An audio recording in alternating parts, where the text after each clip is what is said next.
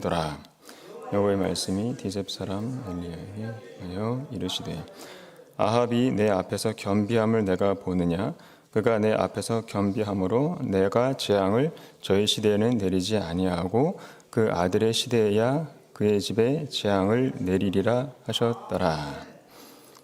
아멘. 할렐루야.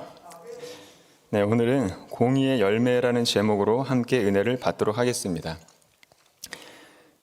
성경에 나오는 아합의 패턴을 보면 아합이 죄를 지을 때에 죄를 팔려서 아주 정신없이 죄의 노예가 되는 모습을 볼 수 있습니다.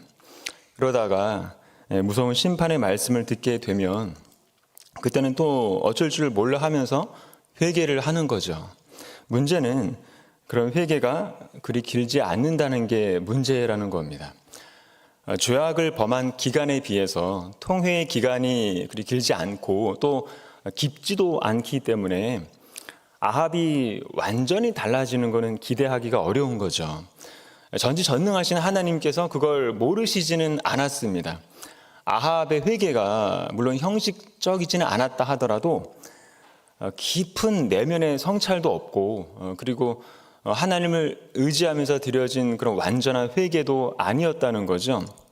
단지 그 심판의 말씀이 이제 두려워서 튀어나온 그런 표면적인 통회의 자복이었기 때문에 완전한 죄사함을 기대하기는 어려웠던 겁니다. 그런데 그럴지라도 하나님은 그러한 회개에도 반응을 하신다는 겁니다. 아합이 나중에 다시 죄를 범할지라도 물론 실제로도 죄를 짓죠. 그럴지라도 하나님은 아합의 일회성 회개에도 응답해 주시는 것을 보여주고 있습니다. 그리고 설령 아합이 진정한 회개를 했다고 할지라도 그 다음에 또 다시 죄를 범하지 않을 거라고 아무도 장담하지 못하는 거거든요. 중요한 건 진정한 회개이든 그렇지 않은 회개이든 회개의 순간에 보이는 그런 겸비한 모습을 보시고 하나님은 자비와 긍휼을 베풀어 주시는 겁니다. 그 겸비함 때문에 원래 내리기로 하셨던 형벌의 내용이 다소 수정이 된 것을 알 수 있죠. 29절을 보면 아합이 내 앞에서 겸비함을 내가 보느냐 그가 내 앞에서 겸비함으로 내가 재앙을 저의 시대에는 내리지 아니하고 그 아들의 시대에야 그의 집에 재앙을 내리리라 하셨더라. 원래는 아합 당대에 재앙을 내리시려고 했는데 좀 유예를 하신 겁니다. 유예를 했다가 그 아들 때에 재앙의 형벌을 내리신다는 말씀이죠.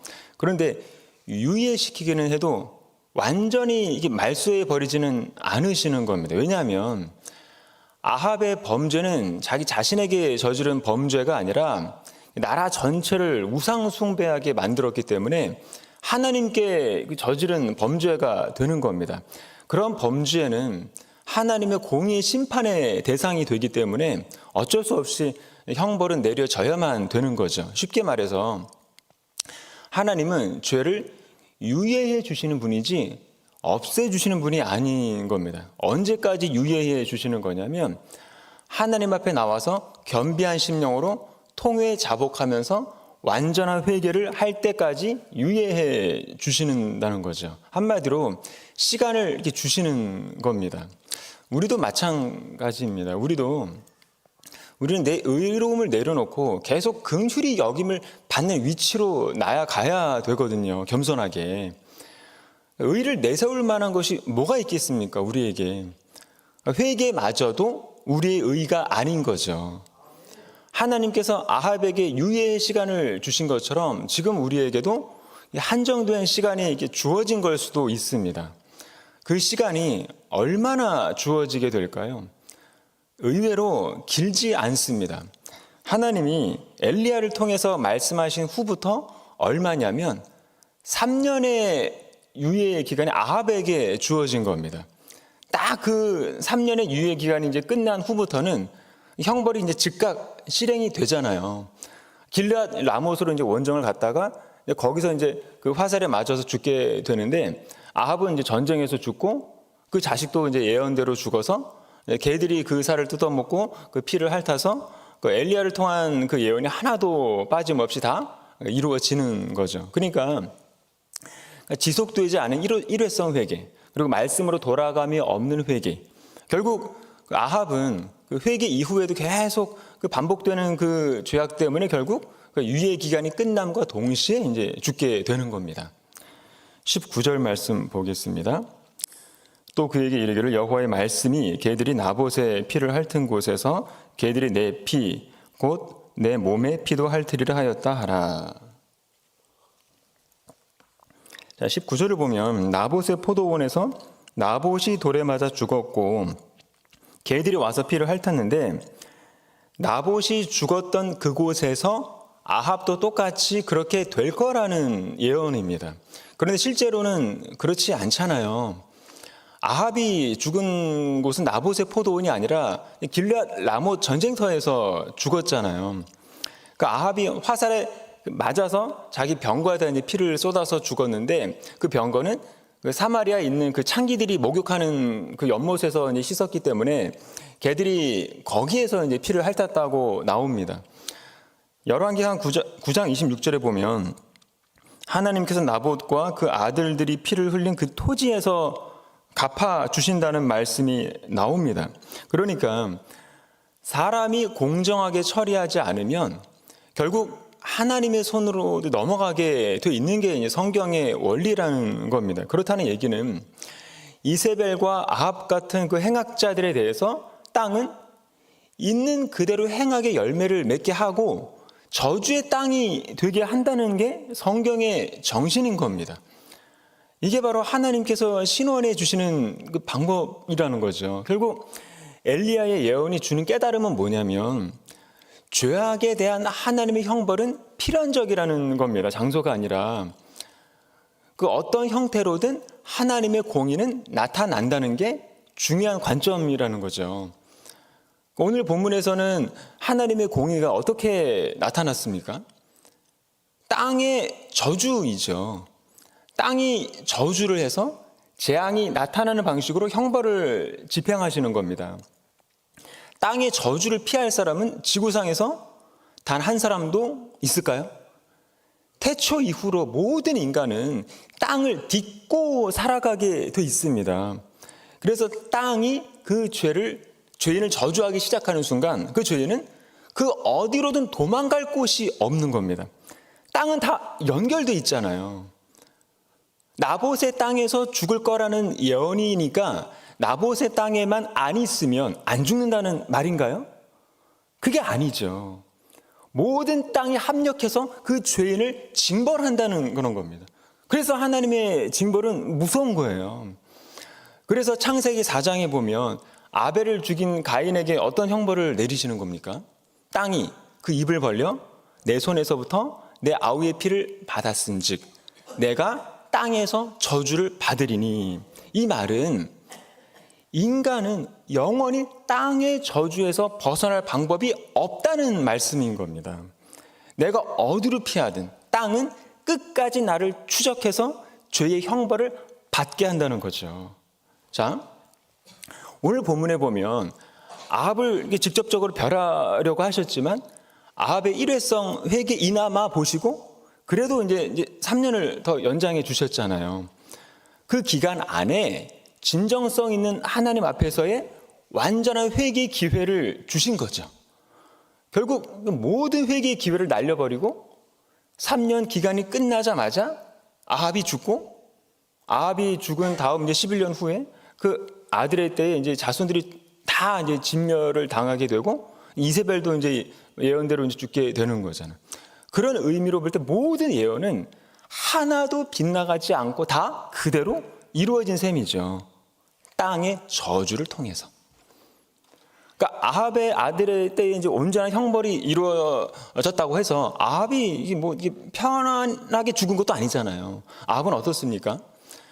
그 거짓 선지자들의 그 말만 듣고 이제 길앗 라못으로 이제 전쟁을 나갔다가 이제 죽게 되는데 그것도 안 죽겠다고 온갖 꾀를 쓰잖아요. 왕복을 벗고 뭐 일반 병사처럼 이렇게 변장하고 병사들 속으로 이제 들어갔는데 성경에 보면 한 사람이 무심코 쏜 화살에 아합의 가슴이 명중된 겁니다.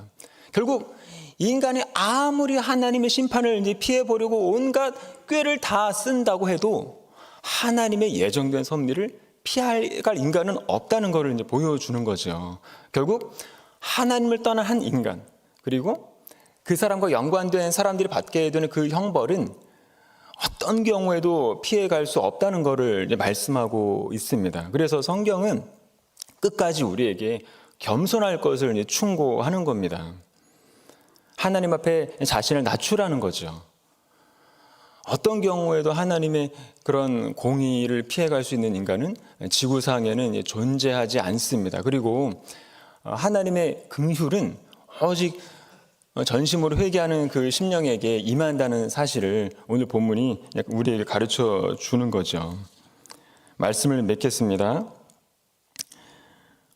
처음에 이세벨과 아합이 그 나봇을 죽일 때 나봇만 죽이지 않고 그 아들들도 모두 그 하나님과 왕을 저주했다는 그 죄목을 덮어 씌워서 돌로 쳐 죽이지 않습니까? 그러니까 그 나봇의 상속자들까지 완벽하게 이제 없애버린 거죠. 그 일에 대해서 그 당시 장로들이나 재판장들이나 어느 누구도 다른 목소리를 내지 않았다는 겁니다. 그만큼 머리끝부터 발끝까지 철저하게 부패하고 더러워진 사회였다는 것을 알 수 있죠. 백주대낮에 공공연하게 그렇게 이제 악을 행하는데도 아무도 막지 않았다는 게 그 시대의 비극이었던 겁니다. 하지만 하나님은 그 어느 것 하나 그냥 넘기시는 법이 없다는 것을 알 수 있죠. 그래서 결국 그 아합의 집안은 그 여로보암 때처럼 남김없이 다 이제 쓸어버림을 당하게 되는 겁니다. 처음에 그 여로보암의 아내가 자기 아들 아비야가 이제 병들었을 때 그 아들이 어떻게 될지 그 선지자 아히야에게 물으러 가잖아요. 그때 성경은 이렇게 기록하고 있습니다. 열왕기상 14장 10절에 보면 그러므로 내가 여로보암의 집에 재앙을 내려 여로보암에게 속한 사내는 이스라엘 가운데 매인자나 노인자나 다 끊어버리되 거름더미를 쓸어버림같이 여로보암의 집을 말갛게 쓸어버릴지라. 여로보암에게 속한 자가 성읍에서 죽은즉 개가 먹고 들에서 죽은즉 공중의 새가 먹으리니 이는 여호와께서 말씀하셨음이니라 하셨나니. 그러니까 이 말씀 그대로 여로보암의 아들 나답이 왕이 되었을 때 이제 바아사가 반역을 해서 이제 나답을 쳐 죽이고 이제 바아사가 이제 임금이 되면서 그 여로보암의 집안 전부를 깨끗이 이제 쓸어버리는데 뭐라고 나옵니까? 무릇 생명 있는 자는 하나도 남기지 아니하고 이렇게 나오는 겁니다. 그 다음 이제 바아사가 또 똑같이 이제 그 집안 전체가 이제 진멸을 당하게 되죠. 열왕기상 16장 3절에 보면 내가 너 바아사와 내 집을 쓸어버려 내 집이 느밧의 아들 여로보암의 집 같이 되게 하리니 바아사에게 속한 자가 성읍에서 죽은즉 개가 먹고 그에게 속한 자가 들에서 죽은즉 공중의 새가 먹으리라 하셨더라. 이 말씀 그대로 예언 그대로 이루어지죠. 오늘 본문도 똑같습니다. 아합 집안도 똑같이 그 원리로 그 진멸을 당하게 됩니다. 그래서 한번 죄에 무너져서 죄와 손을 잡고 죄와 결혼을 하게 되면 그때부터는 이제 아무것도 안 보이게 마련입니다. 하나님의 공의의 열매는 한치의 오차도 없이 그대로 맺게 되는 것처럼 죄의 열매도 똑같이 한치의 오차도 없이 그대로 나타나게 돼 있습니다. 내가 판단하면 판단의 열매를 맺고 내가 헤아리면 헤아림의 열매를 맺고 말로 비판하고 말로 살인하면 또 뭐 그에 응당한 열매를 반드시 맺게 돼 있습니다. 무고한 사람의 피를 흘린 것에 대한 하나님의 신원이 무섭도록 철저하게 아합 집안 전체에게 나타난 것처럼 우리도 철저하게 하나님의 긍휼과 자비를 구하는 신앙으로 늘 겸손하게 무릎으로 살아가는 저와 여러분이 되시길 바랍니다. 기도하겠습니다. 사랑과 은혜가 충만하신 하나님 아버지, 은혜에 감사를 드립니다. 하나님 아버지의 그 크신 법칙은 옛날부터 지금까지 변함없이 늘 동일하여서 전심으로 회개하는 자들을 불쌍히 여기시는 줄 믿습니다. 비록 큰 벌을 내리시려고 작정하셨을지라도 회개했다는 그 사실 때문에 아버지의 긍휼을 베풀어 주시는 사실들을 오늘 말씀을 통해서 보게 하셨습니다.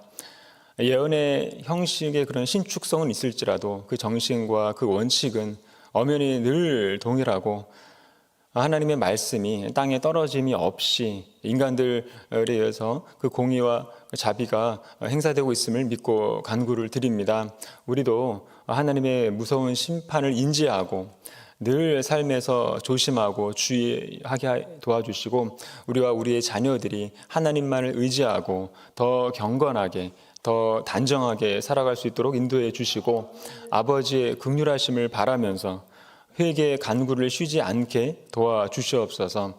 종들을 불쌍히 여겨주시고 하나님만을 의지하게 도와주시고 죄를 미워하고 멀리하게 도와주시고 악을 대적하고 겸손히 주님의 긍휼을 구하는 심령들이 다 되게 도와주시고 주님만을 의지하면서 살아가도록 인도해 주시옵소서. 혹여라도 교만한 마음을 가지면서 아무것도 된 것도 없으면서 마치 된 줄로 여기는 그런 높은 마음을 가졌다면 용서해 주시고 오늘도 주님의 자비를 의지하면서 살아가도록 인도해 주시옵소서. 감사드리며 거룩하신 예수님의 이름으로 기도드립니다.